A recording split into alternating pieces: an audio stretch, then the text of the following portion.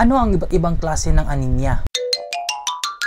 May tinatawag na regenerative anemia, kung saan gusto ng katawan gumawa ng dugo para palitan ang mga nawala at nagkulang na dugo. Ito ay nangyayari pag sinisira ng bakterya o virus ang dugo. Pwede ring during surgery at trauma. Imbis na ang immune system ay nagpoprotekta sa ating mga alaga, kabaliktaran ang nangyayari dahil sinisira ng sakit ang kanilang dugo pero napapalitan naman ng katawan. Ang sunod na klase ng anemia ay non-generative anemia. Ito ay kapag hindi kaya ng katawan gumawa ng kapalit sa nagkulang na dugo dahil sa pagka-poison, cancer sa bone marrow, side effect ng gamot, at iba't ibang klase ng sakit. Ang sunod naman na klase ng anemia ay hemolytic anemia. Nangyayari ito kapag ang red blood cells ay nag-hemolyze o nalusaw dahil sinisira ng sariling immune system o tinatawag na autoimmune disease. Pwede rin itong mangyayari sa mga poisonous na mga bagay, infection, at side effect ng mga gamot. Halos parehas sa sakit ng mga non-generative anemia. Ang panghuling klase ng anemia ay ang iron deficiency anemia o kakulangan ng iron sa katawan na siyang tumutulong gumawa ng hemoglobin.